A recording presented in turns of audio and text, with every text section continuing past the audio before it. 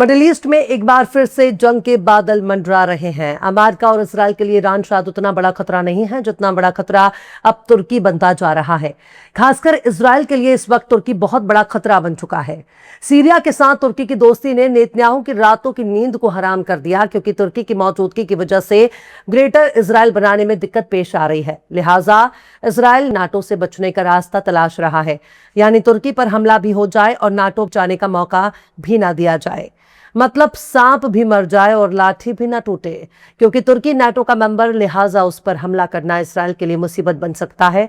पर अब नाटो को रोकने के लिए इजराइल ने रास्ता तलाश लिया। अब तुर्की पर इजराइल हमला भी कर सकता है और नाटो से खुद को बचा भी सकता है। सलाम, नमस्ते, सत श्री अकाल। मैं हूं आपके साथ हर्षिता मिश्रा और आप देख रहे हैं टाइम्स मेल। तुर्की को किसी जमाने में खिलाफत उस्मानिया कहा जाता था। तुर्की ने बहुत बड़ा नुकसान झेलने के बाद बड़े बड़े अरब देशों को खुद से अलग होते हुए देखा, खुद पर बहुत बड़ी बड़ी ज्यादती देखी। मस्जिदों की अजानें भी अरबी के बजाय मुकामी जबान में दी जाने लगी। नमाज भी अरबी के बजाय तुर्क जबानों में होने लगी, लेकिन असल तरीका तो अरबी ही था। नमाज पढ़ने से लेकर वुजू करने तक जिस तरह की पाबंदियां तुर्कों ने झेली हैं, शायद वैसा किसी और ने ना देखा हो। पर तुर्कों ने खुद को मजबूत किया।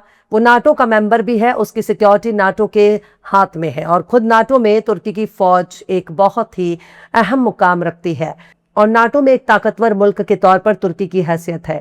पर तुर्की पर हमला करने के लिए अमेरिका का सबसे बड़ा प्रॉक्सी इजराइल बहुत बेकरार हो रहा है। तुर्की को रोकने के लिए वो नए नए हथकंडे अपना रहा है। खासकर सीरिया में जुलानी की हुकूमत आने के बाद तुर्की और सीरिया के रिश्ते काफी बेहतर हो गए हैं। तुर्की और सीरिया बेहद करीब आ गए हैं, यहां तक कि सीरिया के मिलिट्री मदद के लिए भी तुर्की एक टांग पर खड़ा है। यही वजह है कि सीरिया के साथ इजराइल को इस नजदीकी से ऐतराज है। दरअसल इजराइल को ग्रेटर इजराइल बनाने में मुश्किलात का सामना है। ग्रेटर इजराइल में तुर्की का इलाका भी है, सीरिया का इलाका भी है, सऊदी का इलाका भी है, लेबनान, जॉर्डन और मिस्र का इलाका भी है। पर तुर्की की वजह से सीरिया पर कब्जा इजराइल के लिए आसान नहीं है। लिहाजा इजराइल ने तुर्की को सबक सिखाने के लिए नाटो के आर्टिकल 5 का एनालिसिस करना शुरू कर दिया है। काफी गहराई से आर्टिकल 5 पर रिसर्च करना शुरू कर दिया है। लिहाजा उसने एक नया जुगाड़ बना लिया है। अगर वो तुर्की पर हमला करता है तो नाटो का आर्टिकल 5 ट्रिगर हो जाएगा, यानी नाटो का जो डिफेंस मुआहदा तय करने वाला आर्टिकल 5 है वो तुरंत एक्टिव हो जाएगा। उसे एक्टिव होने से रोकने के लिए ये जरूरी है कि तुर्की पर इस तरह से हमला किया जाए कि नाटो को दखल देने की जरूरत भी ना पड़े।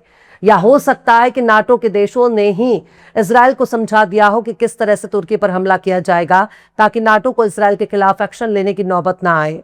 मतलब इंटरनेशनल वॉरफेयर में कुछ भी हो सकता है। यह जरूरी नहीं है कि नाटो का मेंबर होने के नाते तुर्की को बचाने के लिए नाटो इजराइल के खिलाफ जंग का ऐलान कर देगा। जायनिस्ट सिर्फ इजराइल में थोड़ी ना है, यूरोप में भी तो एक से बढ़कर एक जायनिस्ट भरे पड़े हैं। हुकूमतें उनके कंट्रोल में है। इजराइल तो बस एक सिंबल है, वरना ज्यादातर जायनिस्ट तो यूरोप में ही बैठे हुए हैं। लिहाजा तुर्की को निशाना बनाने के लिए तुर्की की टेरिटरी पर हमला करना नुकसानदेह साबित हो सकता है। यानी तुर्की की सरजमीन पर हमला करने पर नाटो का आर्टिकल 5 ट्रिगर हो जाएगा। तुर्की के बाउंड्री के भीतर इजराइल ने कोई हमला किया तो नाटो उसके खिलाफ खड़ा हो जाएगा। लेकिन अगर तुर्की के ही फौजियों को सीरिया के अंदर निशाना बनाया जाए, सीरिया के भीतर अगर तुर्की को नुकसान पहुंचाया जाए, तुर्की के फौजियों पर हमले किए जाएं, तब नाटो का आर्टिकल 5 धरा का धरा रह जाएगा और इजराइल बड़ी आसानी से तुर्की को नुकसान पहुंचा देगा। यानी बाल के पुजारियों को शायद तुर्की ने हल्के में ले लिया है। शैतान की पूजा करने वाले हैवानों के लिए कुछ भी मुश्किल नहीं है। पर यह भी तो देखना होगा कि अगर नमरूद आएगा तो इब्राहिम भी आएंगे, अगर फिरौन आएगा तो मूसा भी आएंगे, अगर मरहब खुद को ताकतवर समझेगा, मरहब अगर ललकारेगा तो अली की शुजात भी उसे देखनी होगी। अगर मरहब हाशमियों को ललकारेगा तो उसे अली का वार भी झेलना होगा। लिहाजा ये जरूरी नहीं है कि बड़े से बड़ा मंसूबा तैयार करने के बाद मंसूबा कामयाब हो जाएगा। लेकिन शैतान की खोपड़ी इतनी आसानी से खामोश होने वाली थोड़ी ना है। जब तक उस पर जुल्फिकार से ठुकाई नहीं होगी तब तक वो खामोश रहने वाला नहीं है। दरअसल इस पूरे मामले की जड़ सीरिया ही है। 18 अगस्त को इजराइल ने सीरिया के अबू अल दहूर एयरबेस पर हमला किया। कुल 8 जगहों पर इजराइल ने हमला किया। इजराइल ने इस हमले के लिए तुर्की को जिम्मेदार ठहराया।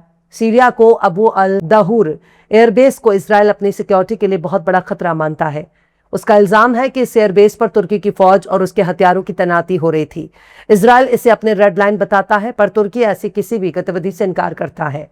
इजराइल ने सीरिया को बार बार धमकी दी है कि तुर्की के फौज की तैनाती इजराइल की सिक्योरिटी के लिए खतरा बनेगी।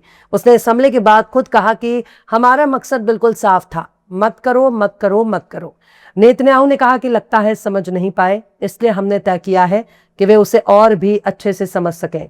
मतलब बात साफ है, इजराइल यही संदेश देना चाहता है कि अगर हम कह रहे हैं कि सीरिया में तुर्की का कोई दखल नहीं होना चाहिए तो नहीं होना चाहिए। अगर हमारी चेतावनी के बाद भी हमारी बात समझ में नहीं आ रही तो हम ताकत के दम पर अपनी बात को समझाने की कोशिश करेंगे। पर बात सिर्फ यहीं तक नहीं है।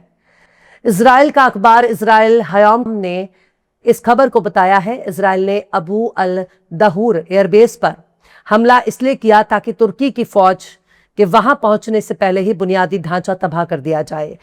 इसी खबर में इजराइल हयाम ने यह भी बताया है कि इजराइल ने नाटो के आर्टिकल 5 का न सिर्फ एनालिसिस किया है बल्कि यह भी देखा कि ये कहां लागू होता है। इजराइल हयाम का कहना है कि आर्टिकल 5 तुर्की की अपनी जमीन की रक्षा करता है। तुर्की के सैनिक की सुरक्षा को सीरिया या उत्तरी साइप्रस तक लागू नहीं कर सकते। यानी साफ तौर पर जाहिर है कि नाटो का आर्टिकल 5 वहीं पर लागू होगा जहां तक तुर्की का बॉर्डर है। यानी तुर्की की सरहद के बाहर अगर तुर्की की फौज को कोई नुकसान पहुंचाना चाहे तब नाटो का आर्टिकल 5 एक्टिव नहीं होगा। यानी इसका एक नमूना आप अमेरिका के तौर पर देख सकते हैं। अमेरिका भी नाटो का मेंबर है, बल्कि यूं कहा जाए तो नाटो ही अमेरिका का गुलाम है। पर अमेरिका और इजराइल ने मिलकर जब ईरान पर हमला किया तो ईरान के खिलाफ नाटो सामने नहीं आया, न वहां नाटो का आर्टिकल 5 ट्रिगर हुआ। इसके पीछे की सबसे बड़ी वजह यह है कि नाटो का आर्टिकल 5 एक डिफेंस पैक्ट है, यानी खुद की सिक्योरिटी की गारंटी देता है। इसका सीधा सा मतलब यही है कि अगर अमेरिका पर कोई हमला करेगा, अमेरिका की धरती पर कोई हमला करेगा तो नाटो का आर्टिकल 5 ट्रिगर हो जाएगा। यानी ना चाहते हुए भी नाटो को जंग में उतरना पड़ेगा। पर नाटो का आर्टिकल 5 ये नहीं कहता है कि नाटो का कोई मेंबर किसी दूसरे देश पर जाकर हमला करते हैं, क्योंकि दूसरे पर हमला करने के लिए नाटो साथ नहीं आएगा। इसके लिए शर्त यही है कि पहले नाटो के मेंबर पर कोई दूसरा देश या हथियारबंद संगठन हमला करे। यही वजह है कि ईरान ने मिडिल ईस्ट में मौजूद तमाम अमेरिका के फौजी अड्डों को चुन चुनकर निशाना बनाना शुरू कर दिया। इससे अमेरिका का भी नुकसान हुआ। अमेरिका के जहाजों पर भी हमला किया, तेल टैंक पर भी हमला किया, अमेरिका की फौज को बहुत नुकसान पहुंचाया। पर ईरान के खिलाफ नाटो इसलिए नहीं आया क्योंकि ईरान ने जितने भी हमले किए वो अरब में मौजूद अमेरिका के मिलिट्री अड्डों पर किए थे, ना कि अमेरिका की धरती पर ईरान ने कोई हमला किया था। इसलिए ये ट्रंप बाबू यूरोप को पुकार रहे थे। तब नाटो के देशों ने यही कहा था कि ईरान जंग से उनका कोई नाता नहीं है, ये जंग अमेरिका और इसराइल की जंग है, इसलिए इसमें वो दखल नहीं देंगे। खैर, किसी भी ताकतवर को तब तक अपनी ताकत का गुमान होता है जब तक सामने वाला दुश्मन उसकी नाक न तोड़ दे। एक बार अगर नाक टूट गई तो सारा का सारा गुरूर चूर चूर हो जाता है। जैसे अमेरिका अपने 22 इंच की नाक लेकर ईरान में घुसने के लिए गया था, लेकिन ईरान ने मार मार कर उसकी नाक तोड़ दी। इसलिए अमेरिका ने जंग बंद कर दी है और अब ईरान पर आर्थिक पाबंदी लगा रहा है, पर जंग नहीं कर रहा। लेकिन तुर्की के लिए आने वाला दिन बड़ा मुश्किल होता जा रहा है, क्योंकि इजराइल ने उसके खिलाफ बड़ी और खतरनाक प्लानिंग में लगा हुआ है। फिलहाल इस खबर में बस इतना ही। यह एपिसोड आपको कैसा लगा कमेंट बॉक्स में जरूर से बताइए। पसंद आए तो लाइक करें, शेयर करें और बेबाक निष्पक्ष स्वतंत्र पत्रकारिता को सपोर्ट करने के लिए हमारे चैनल टाइम्स मेल को जरूर से सब्सक्राइब करें और बेल आइकन की घंटी वाली बटन आप जरूर से दबा दें ताकि आपको हमारे आने वाले नए वीडियो की नोटिफिकेशन फौरन ही मिल जाए। फिर मिलते हैं किसी और वीडियो में एक नई खबर के साथ। हर्षिता मिश्रा को दीजिए इजाजत। जय हिंद। अगर अभी तक आपने हमारे चैनल टाइम्स मेल को सब्सक्राइब नहीं किया है तो जल्दी से सब्सक्राइब कर दें और बेल आइकन भी प्रेस कर दें।